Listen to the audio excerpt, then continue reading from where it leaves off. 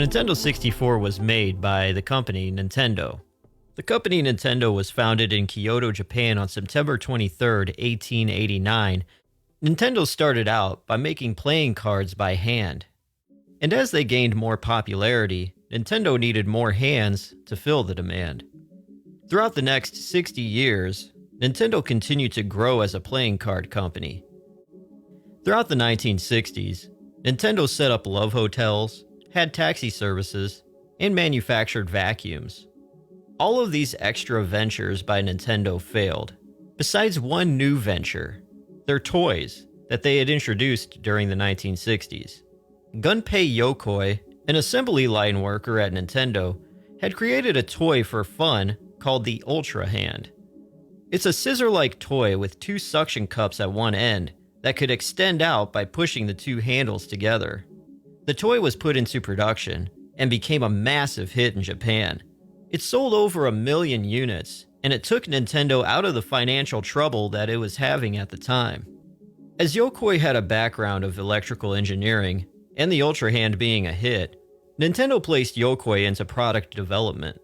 This is when other toys like the Love Tester, the Ultra Machine, which is a self-pitching machine that pitched little softballs, came to be. In 1971, Nintendo partnered with Magnavox to create a light gun controller for their video game system, the Magnavox Odyssey. In 1973, Nintendo released the laser clay shooting system inside of bowling alleys. It was a game where the player would shoot a rifle that emitted a laser light onto a projection screen that displayed targets. This laser clay shooting system became such a hit that people would go to the bowling alleys simply to play the game. In 1974, Wild Gunman was released and was much like the clay shooting system. Both of these shooting simulators made it to the European and North American markets, but due to the 1973 oil shortage, where plastics were an essential need, the games were scarce. Along with the high prices Nintendo charged, they couldn't keep up, and the subsidiary of Nintendo who made these games, Nintendo Leisure System Company, closed up by the end of 1974. Within their new employees came Genyo Takeda, who in 1975 designed Nintendo's first arcade game, EVR Race, and would later be one of the lead developers on the Nintendo Wii game console. In 1978, Nintendo's research and development department was split into two facilities to work on different projects simultaneously. In 1979, Nintendo creates a subsidiary company in America in New York City. In 1980 came the handheld Game & Watch video game series. They used technology from calculators, and they became a massive hit. 59 different Game & Watch games were made, which sold over 43 million units worldwide. In 1981, Shigeru Miyamoto, an artist at Nintendo who had been with the company since 1977, in almost a last-minute rush to get Nintendo out of a jam, created a platform-based arcade game that let the player control a little man and make him jump as he dodged barrels being thrown by a gorilla. This new arcade game was called Donkey Kong. The little man players would control was named Jumpman, but would later become a character named Mario. Donkey Kong became a success and spun sequels in the coming years. In 1983, the next arcade game was Mario Bros., where Miyamoto gave Mario a brother named Luigi. Also in 1983, Hishiro Yamauchi, after many thoughts about releasing Nintendo's own video game console, released Nintendo's first gaming console, the Nintendo Famicom, in Japan. In 1985, North America's version of the Famicom, the Nintendo Entertainment System, or NES for short, was released. The NES was a huge success. Nintendo's popularity in the mid to late 1980s was red hot. With the 1990s approaching and technology improving, Nintendo started development on its new system, the next level of video games. The Super Famicom was announced in Japan in 1987. And as the Famicom and the NES ran on an 8-bit processor, this Super NES would run on double the power at 16 bits, meaning better graphics, sound, and experience. And looking at other companies such as NEC and Sega, They released their 16-bit systems, TurboGrafx, and the Genesis in Japan in 1987 and 1988 respectively. Nintendo took their time, but they did have a fire underneath them to keep up with the competition. This is when in 1988, Nintendo got into an agreement with Sony to create a CD-ROM add-on that would attach to the bottom of the Super Nintendo console. They called this add-on the PlayStation, or the SNES CD. 1989, Nintendo released their first handheld video game system that used dedicated cartridges called the Game Boy. On November 21st, 1990, Nintendo released the Super Famicom in Japan, and it became an instant hit. Once again, Nintendo was the hottest thing, regardless if they were a little late to the 16-bit console game.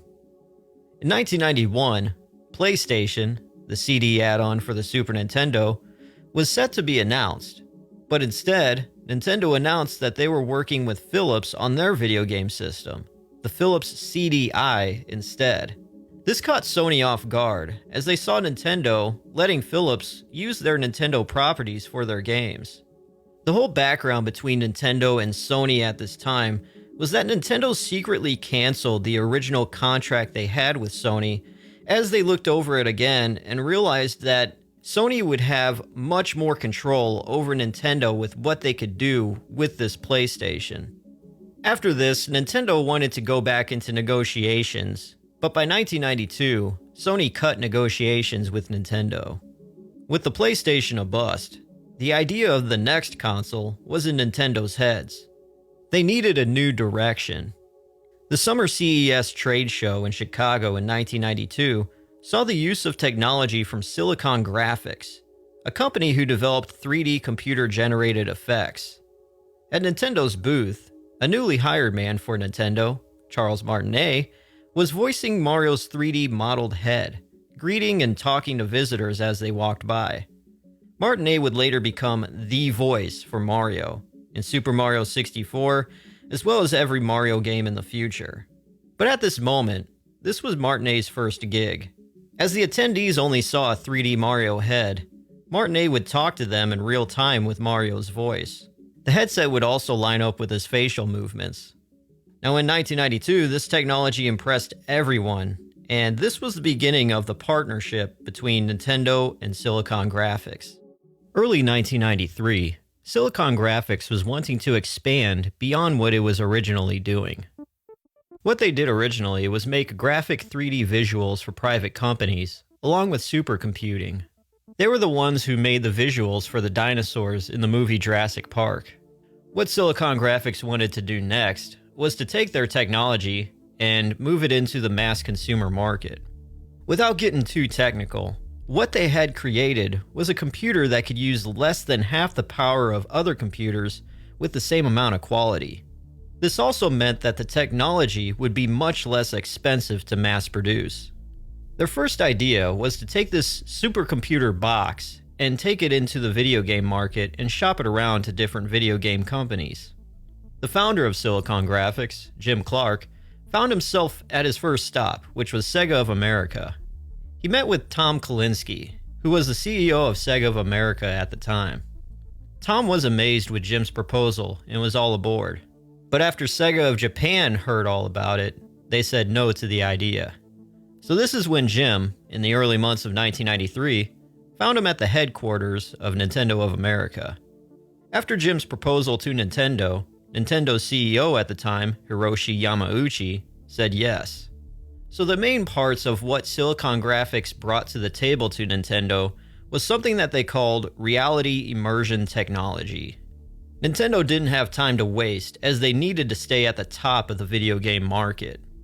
And at this time in 1993, the video game console landscape was changing. Other competitors came out punching. The Atari Jaguar and the 3DO both branded the Super Nintendo and the Sega Genesis as just toys. On August 23, 1993, at the Shinkai trade show in Japan, Nintendo publicly announced that they were working on their next console with development by Silicon Graphics. They introduced Silicon Graphics as Silicon Graphics Industry, or SGI for short, And Nintendo pointed that they had the equipment that developed the special effects from movies like Terminator 2